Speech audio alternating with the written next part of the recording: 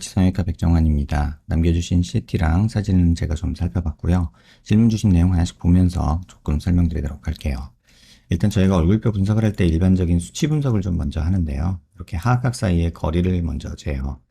이렇게 재보면 지금 환자분의 사각턱의 좌우 폭은 한 97, 8mm 정도 측정이 됩니다. 근데 대한민국 남자 평균은 102mm고 여자가 95mm니까 사각턱의 좌우 폭은 꽤나 좁은 편이고요. 그 다음에 광대 너비를 재는데요. 광대 가장 넓은 부분 이렇게 측정을 해보면 지금 한 129mm 정도 측정이 되죠. 근데 대한민국 남자 평균이 135mm고 여자가 126이에요. 그러니까는 광대 폭도 좁은 편이고요. 그 다음에 두상 너비를 재는데 두상 가장 넓은 부분 이렇게 측정을 해보면 지금 한 146mm 정도 측정이 되죠. 근데 대한민국 남자 평균이 148mm이기 때문에 두상도 좀 작은 느낌이 있다. 그래서 전체적으로 보면 좌우로 폭이 작은데 특히나 턱이 좀 작은 느낌이 있다. 이렇게 보시면 되고요. 정면에서 보는 건 얼굴 길이를 보는데요. 이마뼈 코뼈 만나는 점에서 이 턱 끝까지 이 길이를 봐요. 이렇게 보면 지금 한 128mm, 7mm 정도 측정이 되는데 대한민국 남자 평균이 125mm입니다. 다시 말하면 좌우 폭은 좁은데 상하 길이는 긴, 그래서 얼굴이 조금 길어 보이는 얼굴이라고 볼 수 있고요. 이걸 조금 세분해서 보면 이마뼈 코뼈 만나는 점에서 이 코앞가시까지 재는데요. 이건 중안면부를 보는 건데 지금 한 55mm, 한 6mm 정도 측정이 되죠. 근데 대한민국 남자 평균이 이게 56mm니까 중안면부가 조금 짧기는 한데 뭐 그렇게 많이 짧은 건 아니고요. 그 다음에 코앞가시에서 턱 끝까지를 보는데 이렇게 보면 하안면부 길이를 보는 거예요. 이렇게 측정해 보면 한 71mm 정도 측정이 되는데 대한민국 남자 평균은 이게 70mm입니다. 전반적으로 하악이 조금 길다라는 느낌이 있다는 거 참고하시면 좋을 것 같아요.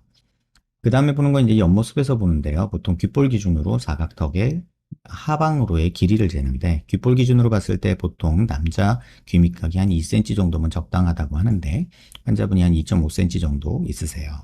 그래서 조금은 길지만 그렇다고 해서 이걸 꼭 뭐 이렇게 잘라줘야 되냐라고는 생각하지 않습니다. 그 이유는 뭐냐면 옆에서 봤을 때 여기 이렇게 귀 밑각이 볼록하게 보이면 모르겠는데 지금 폭이 좁아서 귀 밑각이 거의 안 보이기 때문에 저 정도면 굳이 사각턱은 자를 필요 없다라고 저는 생각을 하고요.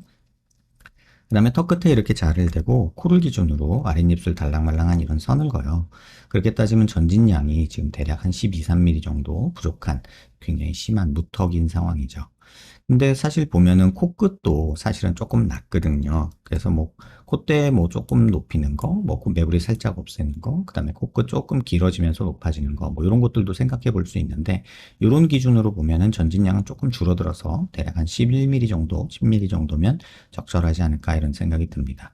그래서 개인적으로는 지금 코도 조금은 코끝이 낮은 편이어서 코끝 조금 올려주는 것도 한번 심각하게 고민해 보시고 그 다음에 무턱을 교정하는 게 환자분 얼굴에는 많이 도움이 되지 않을까 이런 생각이 듭니다.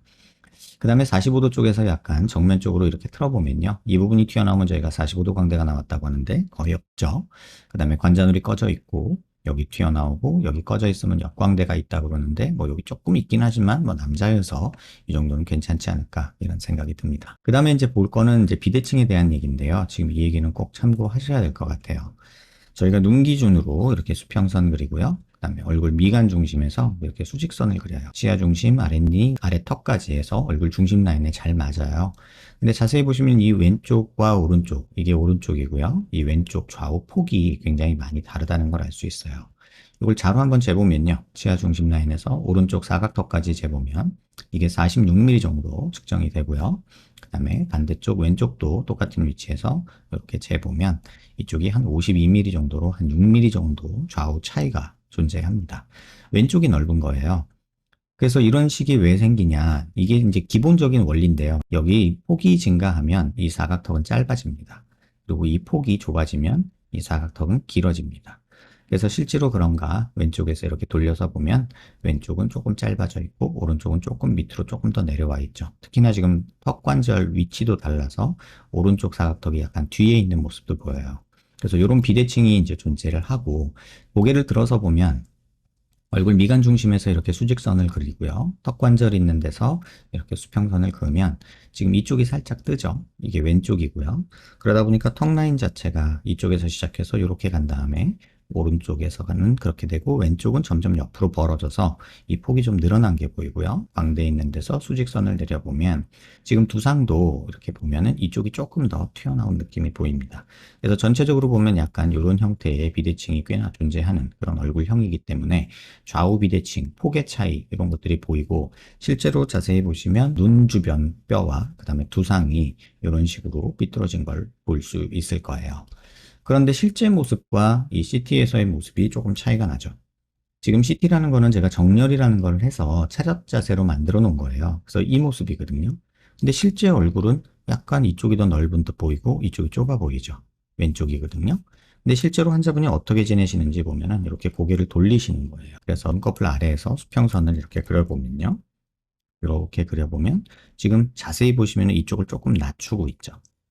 그 얘기는 뭐냐면 이 정면 모습에서 환자분이 자세를 평상시 어떻게 하고 계시냐면 이쪽으로 돌리고 이쪽을 살짝 낮추는 이런 식으로 자세를 하고 계셔서 이 얼굴로는 지금 뭐 얼굴의 대칭이나 이런 거를 판단하기는 어렵습니다.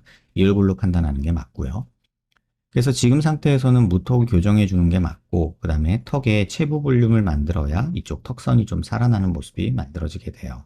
그래서 뭐 전체적으로 그냥 대충이라도 그려드리면 이쪽은 턱을 이렇게 조금 만들고 길이가 조금 긴 부분이 있어서 길이는 이렇게 조금 줄이면서 가도 되고요.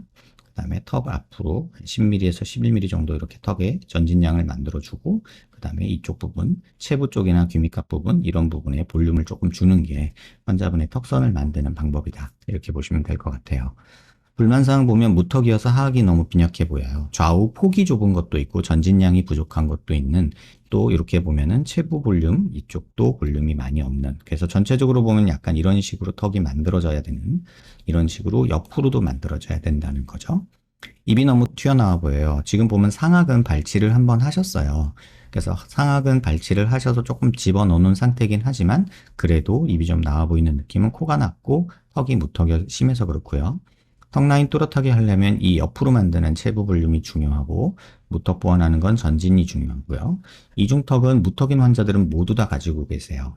턱이 전진량이 부족하다 보니까 이 턱 끝과 이 설골 이 거리가 짧아지면서 이 턱살이 이렇게 좀 늘어지게 되거든요. 턱이 이렇게 전진이 만약에 이렇게 된다면 피부 음영에서도 약간 이런 식으로 바뀌게 되고 턱선도 이런 식으로 바뀌게 됩니다.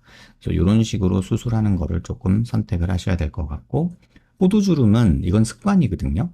무턱인 사람들은 모두 다 호두주름이 있어요. 그 이유는 입을 다물기가 조금 어려워서 아랫입술을 위로 올려서 다무는 습관이 생겨요. 그래서 이 멘탈리스가 피부에 이렇게 붙게 되는데 이 멘탈리스 머슬이라는 건 여기 뼈에서 시작해서 여기 턱 끝에 있는 이 피부에 이렇게 붙어요.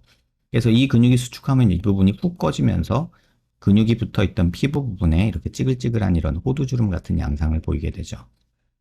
턱 끝에 볼륨이 증가하게 되면은 이런 부분도 일정 부분 좋아지기는 하지만 내가 평생 지금까지 살면서 근육을 썼던 습관들은 남아있어서 완전히 해소되지는 않습니다. 그래서 이런 부분은 시간이 지나면서 조금 완화되는 경향은 보이지만 본인이 입 다무는 습관들이나 이런 것들이 조금 바꿔가면 충분히 좋아지고 그게 아니라면 뭐 턱 끝에 보톡스 맞아서 조금 그 시기를 앞당기는 그런 방법도 한번 생각해 볼 수 있다. 이렇게 생각하시면 될 것 같아요.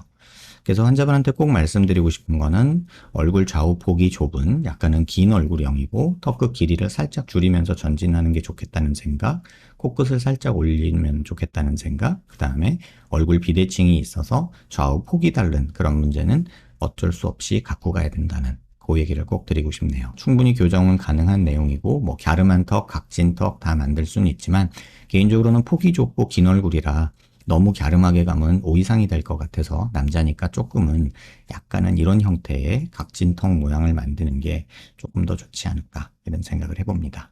영상 한번 천천히 여러 번 살펴보시고요. 도움 되셨길 바랍니다.